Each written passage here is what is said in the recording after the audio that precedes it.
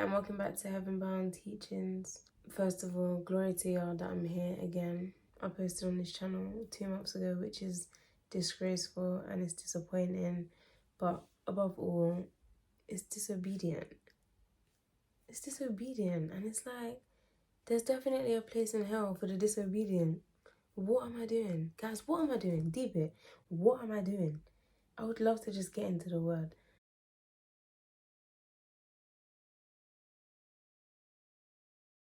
YAH is referred to many times as the God of Abraham.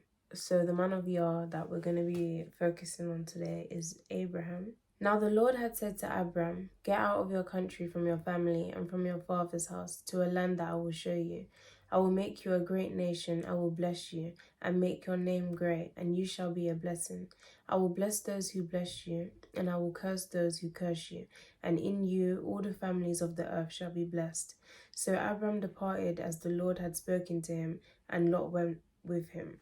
The Lord has said to Abram to get out from your family. So in this case, being good would be obeying the word that the Lord has given and getting out from his family. We assume being nice is a good thing, but if it distracts us or hinders us from doing God's will, then it's a pit and we should avoid it, sort of vibes. Then the Lord appeared to Abram and said, "To your descendants I will give this land." And there he built an altar to the Lord, who had appeared to him. And he moved from there to the mountain east of Bethel, and he pitched his tent with Bethel on the west and Ai on the east. There he built an altar to the Lord and called on the name of the Lord. So Abram journeyed, going on still toward the south. So in chapter 7, the Lord is reminding Abram that in the place where he is, in between Bethel and Ai, that this land he will give to his descendants.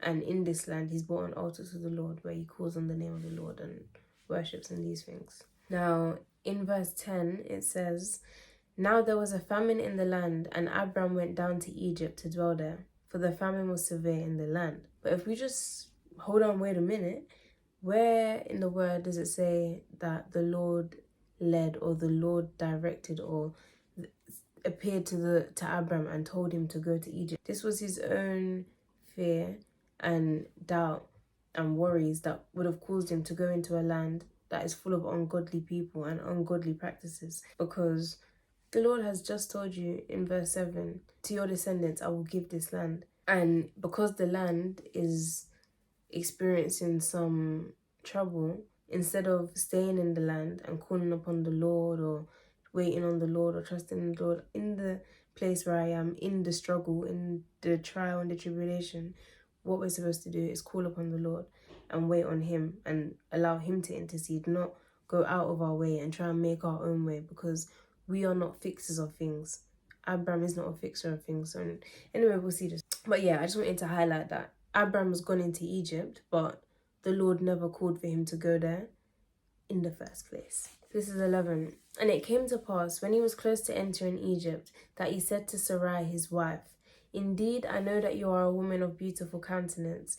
Therefore it will happen, when the Egyptians see you, that they will say, This is his wife, and they will kill me. But they will let you live. Please say you are my sister, that it may be well with me for your sake, and that I may live because of you.'" In reading this and in understanding that our thoughts are not our own, these are a lot of thoughts and thinking that Abram is doing. Trying to foretell the future, that's what he's doing. He's thinking ahead and saying, this will happen, and it's just more panic and more worry. And because of this, he's telling his wife to now lie and say that is not his wife, but that is his sister. "So it was, when Abram came into Egypt, that the Egyptians saw the woman, that she was very beautiful. The princes of Pharaoh also saw her and commended her to Pharaoh. And the woman was taken to Pharaoh's house. He treated Abram well for her sake. He had sheep, oxen, male donkeys, male and female servants, female donkeys and camels. But the Lord plagued Pharaoh and his house with great plagues because of Sarai, Abram's wife. And Pharaoh called Abram and said, 'What is this you have done to me?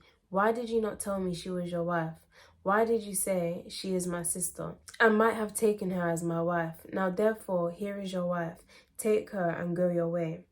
So Pharaoh commanded his men concerning him, and they sent him away with his wife and all that he had." Abram's time in Egypt was not cute at all. Before he's even got into where he's going, him and the enemy are conversing and have decided that it's a good idea for him and Sarai to act as if they are not husband and wife, but like what the Lord has called them to be, but brother and sister. And this is the thing, yeah, why the enemy is so cunning, because he mixes lies with truth. Because at 14 it says, so it was when Abraham came into Egypt that the Egyptians saw the woman, that she was very beautiful. Yeah, she's beautiful, but no one told you that you was gonna die for your wife being beautiful. You see how great YAH is, that even when we are not doing our job, he's still doing his job. The Lord has plagued Pharaoh and his house with great plagues. This is the thing, like with the enemy, like you open up one door and then it just continues. Like once you let him in, the darkness just continues to build up. So that seed of doubt, uncertainty started with the famine, right? So he's fearing and doubting and like, okay, what do?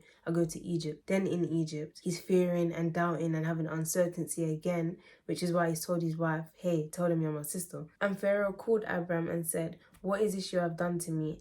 Why did you not tell me she was your wife? Why did you say she is my sister? I might have taken her as my wife. Assumptions, you know, that these people are ungodly and these people are this and these people are that. But it's you who are ungodly. And that's just like us, like looking at the speck in other people's eyes, but there's a whole plank in yours. Like Abraham is trying to look out and take the speck out of these Egyptians' eyes, like saying, oh, they will do this, they will do that. But what about what you will do, bro? Do you know what I mean? Like, it all just started with that first thing, which was that now there was famine in the land. So when problem comes, when trials and when tribulations come, you don't pick up and move out of where the Lord has told us to be. Whether that's in a land, whether that's in a job, whether that's in a marriage, whatever it is, you dwell in that land, and in that land you call upon the Lord and you allow his name to be glorified.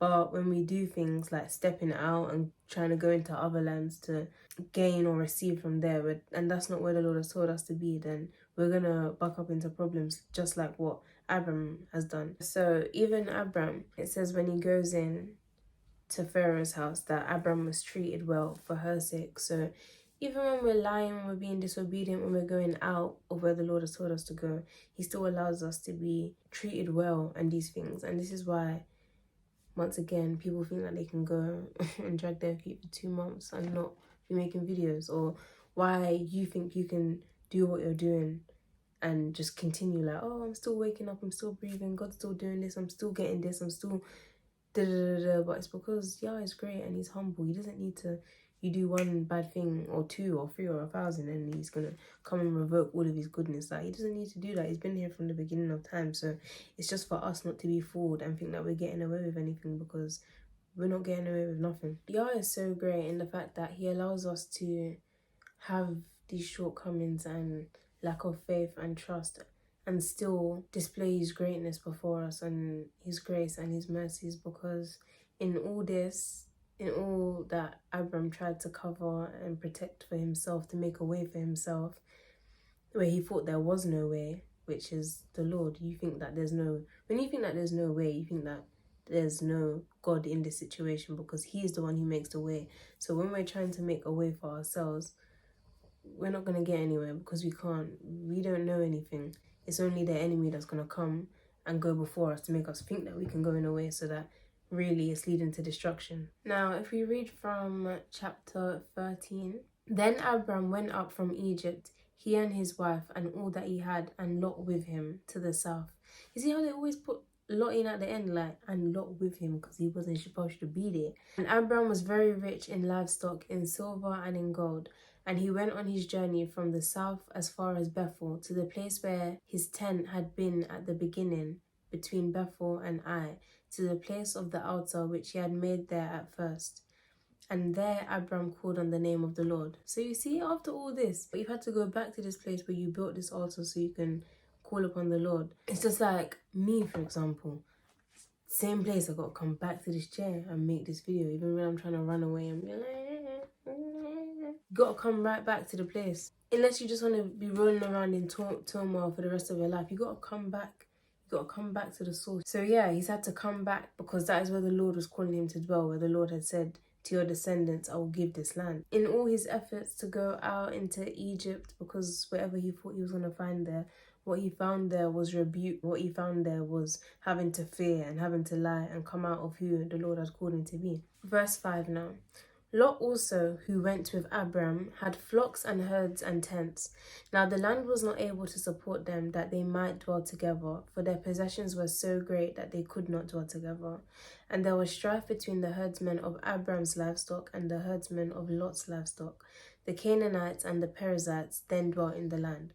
So it's letting us know that there was strife and troubles going on between Abram and Lot's herdsmen, but that there were Canaanites and Perizzites in the land, and these are ungodly people. So these ungodly people are looking at these people, Abram and Lot, who are supposed to be godly, and thinking, "Raw, they're just like us. Like they're what?" As someone, I say I'm a servant of YAH. So when I'm out, not just when I'm out, when I'm in, just in general in life, we're meant to reflect the things of the Lord and be imitating the things of the Lord, so that when there's the Canaanites and the Perizzites among us, they're not looking at us thinking, right, ain't these lot supposed to be godly? Like they're all having strife. And do you know what I mean? As servants of YAH, we have a responsibility to be and to show and to imitate and to reflect and to mirror righteousness and the ways of YAH, and to follow in his spirit, so that non-believers don't not believe because of what they see us believers doing. A lot of the times people won't listen to what you as a believer have to say because of what you are, because of what they see you doing. Chapter 13 verse 8. So Abram said to Lot, "Please let there be no strife between you and me, and between my herdsmen and your herdsmen, for we are brethren. Is it not a whole land before you? Please separate from me. If you take the left, then I will go to the right. Or if you go to the right, then I will go to the left." So even in this is Abram displaying the faith and the trust that he should have in the Lord, that no matter whether it's the right that he receives or the left, that the Lord will be there, because this is the land that the Lord has given to him. Verse 10 now. And Lot lifted his eyes and saw all the plain of Jordan, that it was well watered everywhere, before the Lord destroyed Sodom and Gomorrah. Then Lot chose for himself all the plain of Jordan, and Lot journeyed east, and they separated from each other. Abram dwelt in the land of Canaan, and Lot dwelt in the cities of the plain, and pitched his tent even as far as Sodom. But the men of Sodom were exceedingly wicked and sinful against the Lord. So it says, and Lot lifted his eyes and saw all the plain of the Jordan. Lot is making his decision entirely based off of what he can see. We already know that our eyes are just carnal. When we use them, they tend to lead us into trouble, because we shouldn't be doing things led through the flesh. And Lot is only caring about the material abundance of the land, seeing that it was well watered everywhere, I guess flourishing with like plants and stuff like that.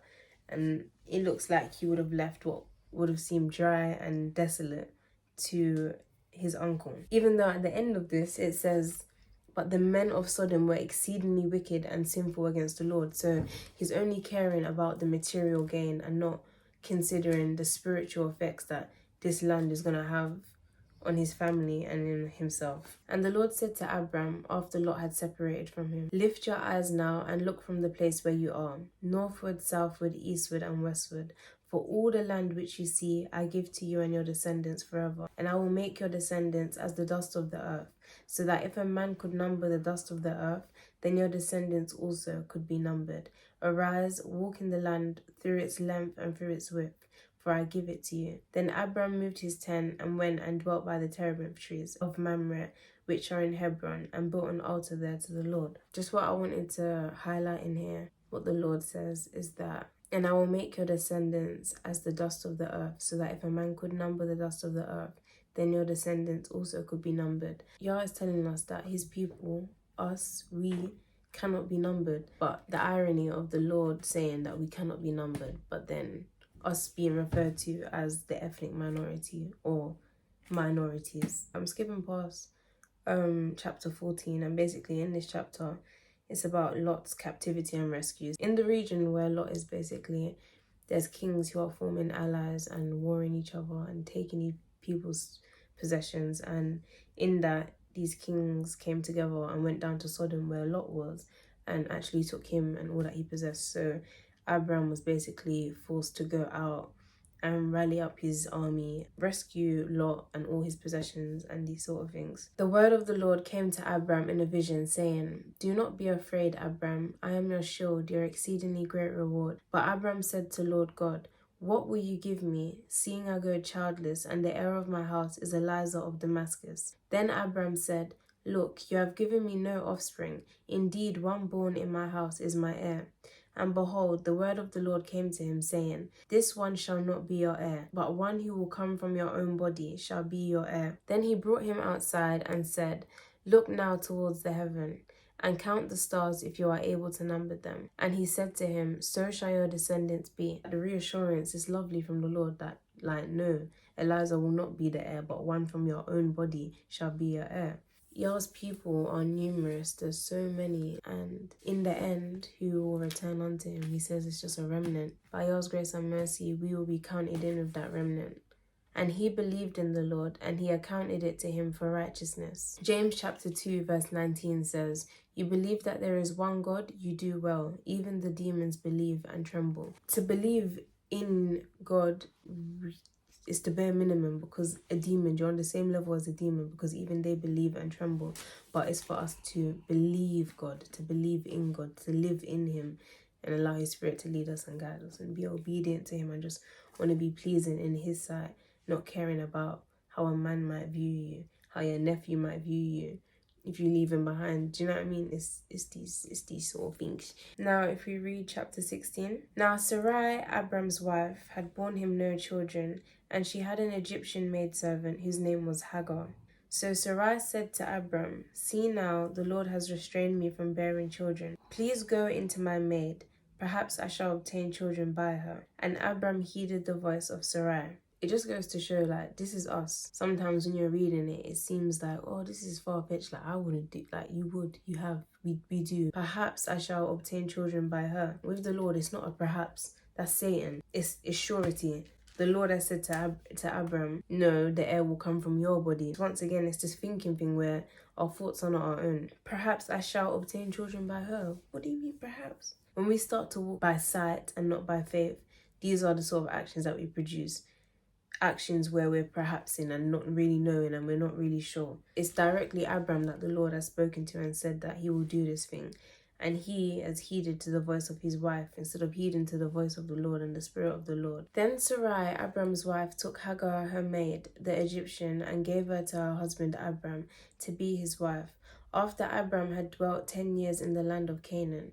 So he went into Hagar, and she conceived. And when she saw that she had conceived, her mistress became despised in her eyes. Then Sarai said to Abram, My wrong be upon you. I gave my maid into your embrace, and when she saw that she had conceived, I became despised in her eyes. The Lord judge between me and you. So Abram said to Sarai, Indeed, your maid is in your hand. Do to her as you please. And when Sarai dealt harshly with her, she fled from her presence. Sarai, out of her own mouth, admits that the womb, ultimately the power lays within the hands of the Lord.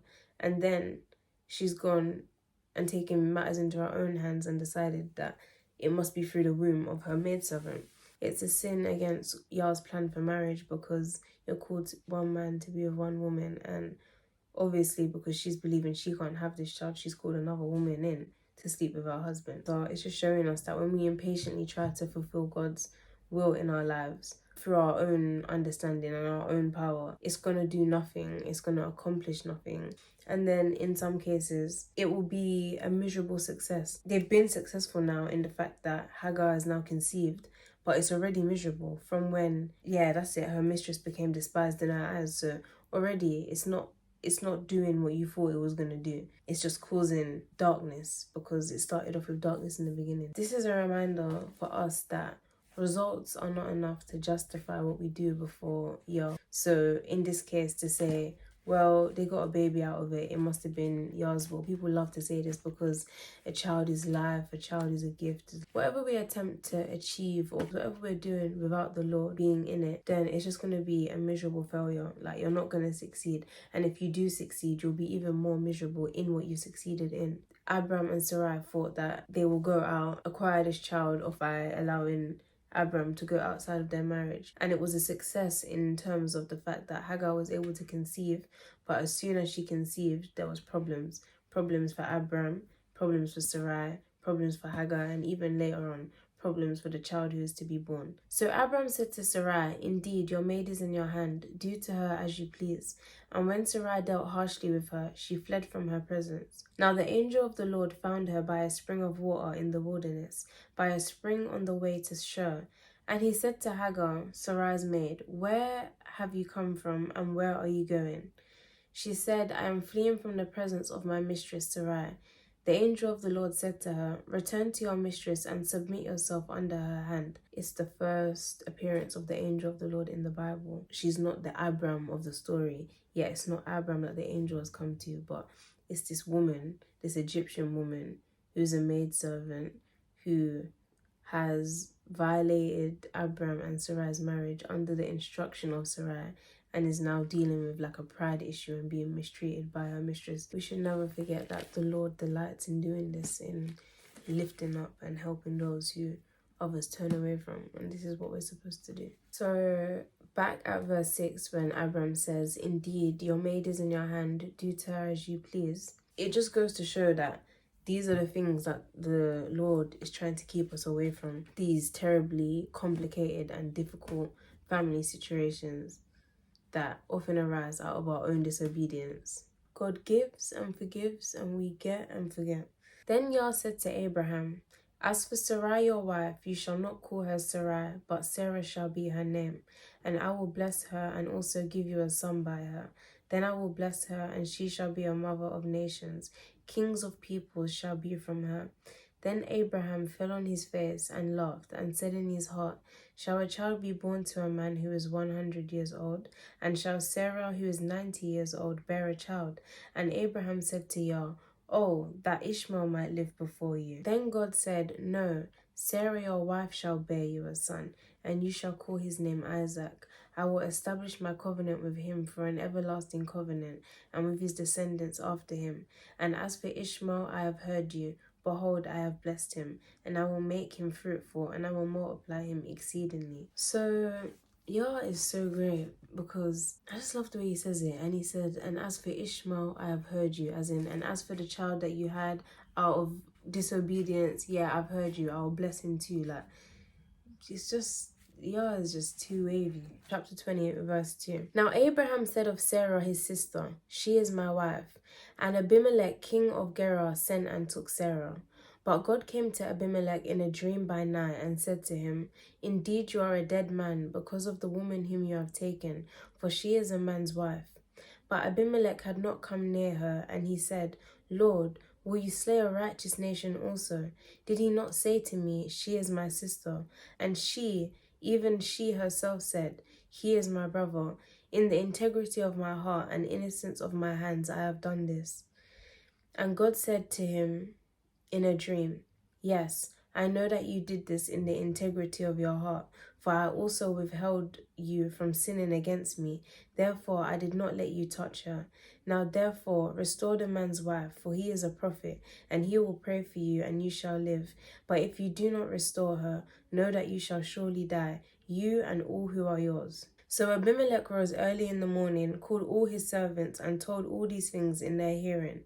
And the men were very much afraid. So Abimelech called Abraham and said to him, "What have you done to us? How have I offended you, that you have brought on me and my kingdom a great sin? You have done deeds to me that ought not to be done."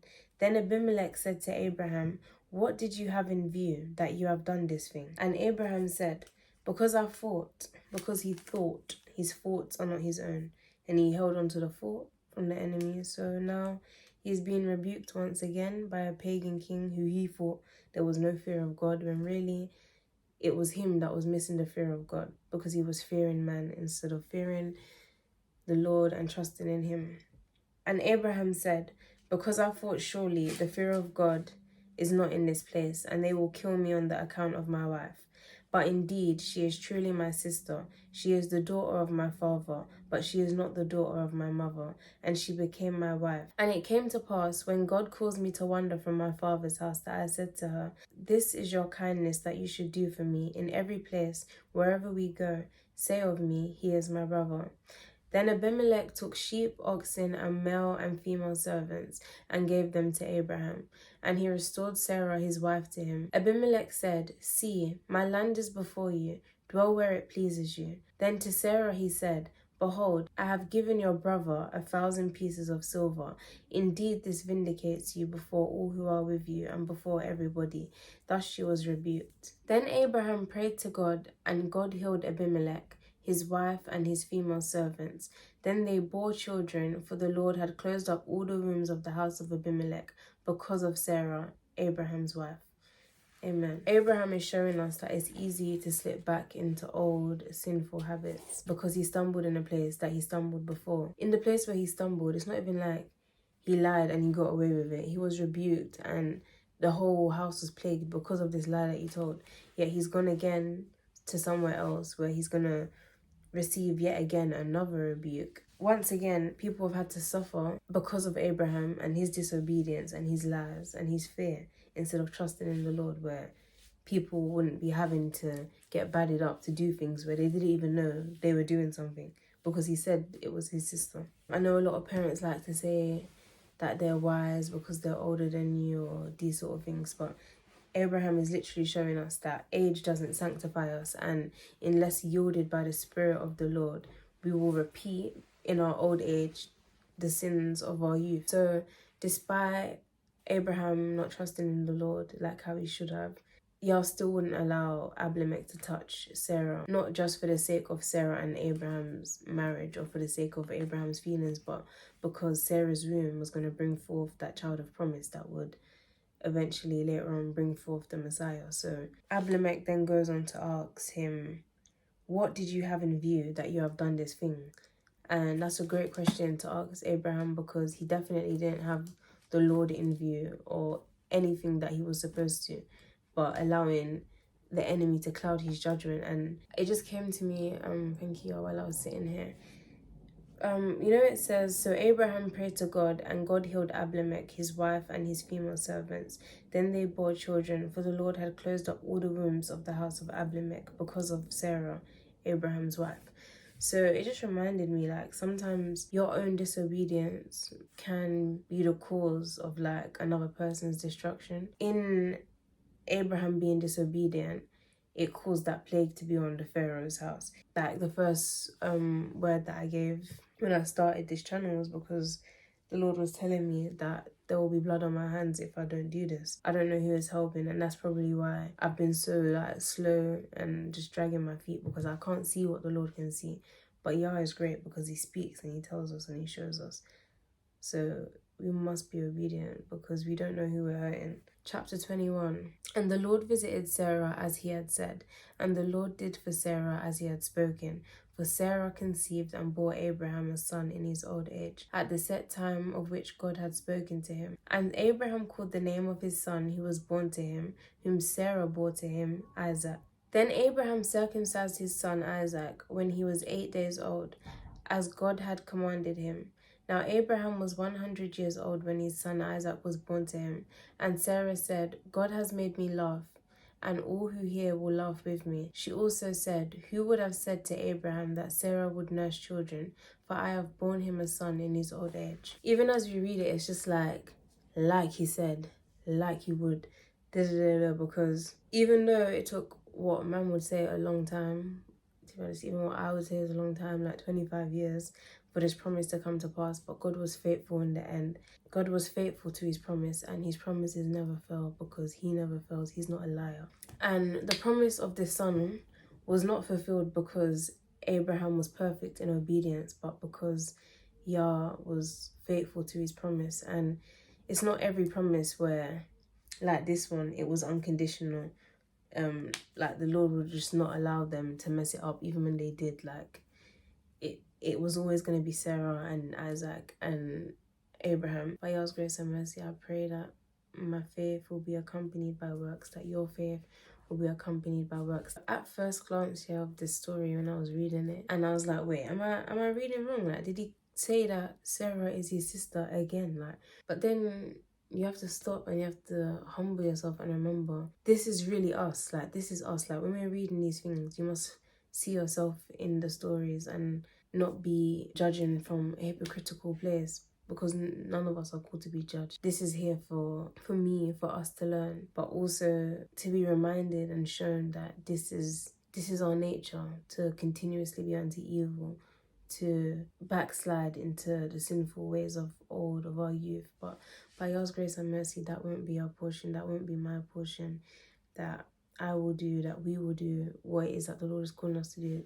just to be pleasing in His sight. Like, yeah, the point was, when I first looked at this story and I realized that Abraham really went and called Sarah his wife again, even though he did this the first time, and he saw the problems that it caused telling this specific lie, and then he did it again and saying, well, how could he do that again? Like, didn't you see what happened the first time? Da, da, da, da.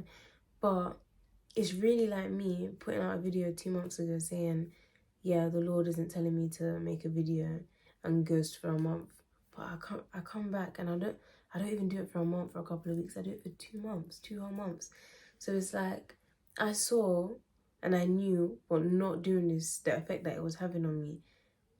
It's just stressful. It's depressing knowing that I'm not doing the right thing. Like, I'm gonna try and busy myself with other things. Make yourself so busy that you don't have to focus on what it is that the Lord wants you to focus on. But the enemy is a liar. And even when I was trying to make myself busy and doing all these things, that's all I could think about, doing this. And the Lord said, because the outcry against Sodom and Gomorrah is great, and because their sin is very grave, I will go down now and see whether they have done altogether according to the outcry against it that has come to me. And if not, I will know. Yeah, so the Lord said that He was going to see about the destruction of Sodom and Gomorrah. So now chapter 19. Now the 2 angels came to Sodom in the evening, and Lot was sitting in the gate of Sodom. When Lot saw them, he rose to meet them and bowed himself with his face toward the ground. And he said, Hear now, my lords, please turn into your servant's house and spend the night, and wash your feet. Then you may rise early and go on your way. And they said, No, but we will spend the night in the open square. But he insisted strongly, so they turned into him and entered his house. Then he made them a feast and baked unleavened bread, and they ate. Now before they lay down, the men of the city, the men of Sodom, both old and young, all the people from every quarter, surrounded the house. And they called to Lot and said to him, Where are the men who came to you tonight? Bring them out to us, that we may know them carnally. These angels have come to Sodom and Gomorrah. They've been sent because the Lord is ready to destroy Sodom and Gomorrah. And they've said to Lot that they will spend the night in the open square, but he strongly insisted that they go inside of his house, probably because he knows the sort of men that live where he lives. They've gone inside the house now, and later on it said that every man, basically young and old, has surrounded the house and said to Lot, Where are the 2 men that we saw you with earlier? Bring them out to us, because we wish to know them carnally, which is basically, we want to know them sexually. So they pressed hard against the man Lot and came near to break down the door. But the men reached out their hands and pulled Lot into the house with them and shut the door. And Lot has offered up to them his 2 daughters and said that they have not known a man. Please take them instead, because these are the angels of the Lord, and he's not trying to offer out angels. And because these men just so want to do what is unnatural and ungodly, they don't even want his daughters. They're telling him that he's acting like a judge, because he doesn't want them to try and abuse and rape these angels. So they're telling him that they're going to deal worse with him than they were going to deal with the angel. And they struck the men who were at the doorway of the house with blindness, both small and great, so they became weary trying to find the door. So even when the angels struck these men with blindness, they were so full of lust that even in their blindness, they were still fighting, trying to find the door so that they could get to know these angels who they thought were men carnally.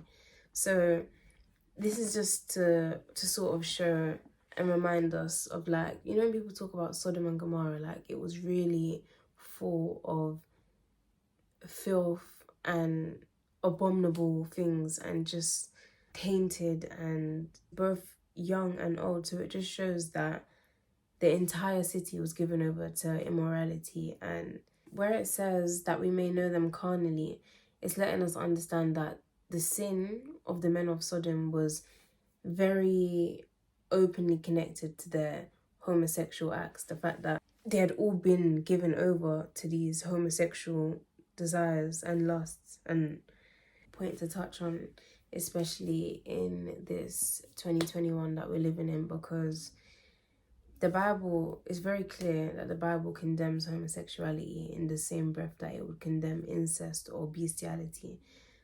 And if we decide that the end goal of sex, and this is why it's important to be rooted and grounded in the things of the Lord, because Yah tells us to go forth and multiply, that this thing is supposed to be something that's sacred between man and woman, between husband and wife. As a society, we've kind of come to this conclusion that the ultimate goal of sex is pleasure, where it's supposed to be looking to reproduce, to bring forth life, to recreate, to carry on this wonderful life that the Lord has given us, to serve him and to grow a child up in that way. But when we take away these aspects, it's very easy to just get caught up in the physical side of it, which is pleasure. If the ultimate goal of sex is pleasure and its moral morality is to feel pleasure and to feel, oh, this feels good, then what is stopping you from sleeping, from committing bestiality and from committing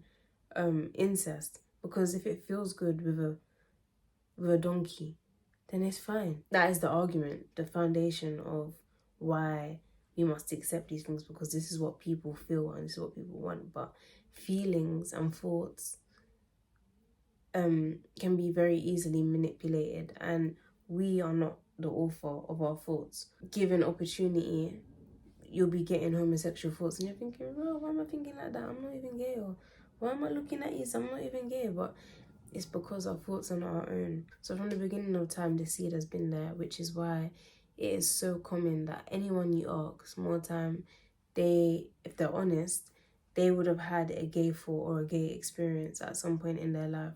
And that is because our thoughts are not our own. There's only two masters. It's either heavenly and godly, or satanic and evil. Yah or Satan. That's the two places where we're receiving from. And he only has the same things to give, so he's gonna try that with everyone. And although, like, those vessels that are weaker for that, then yeah, it will stick and it will stay. And by the way, that's not just to speak about homosexuality, because in terms of pleasure in between heterosexuals, there's things where people are merging all types of, like for example, I don't even want to go into that, but people get real nasty and dirty and literal, like, feces in things that are supposed to be sexual and sacred. And that happens because people apparently find pleasure in these things. But clearly, feelings is something that can be manipulated by higher powers. That's all, and by God's grace and mercy, you heard something, everything, what the Lord wanted you to hear. By God's grace and mercy, that we will just put the enemy to shame in every area of our life, that we won't lie, that we won't fear, that we won't doubt, but that we will trust in the Lord and just wait in him, being patient, not going out on our own knowledge and understanding, so that regret and shame is our portion. But just following in that way, the way that he makes before us out of nowhere, to walk in the way and receive upon his glory road by his grace and by his mercies. I hope you enjoyed the video, and I hope to see you again soon.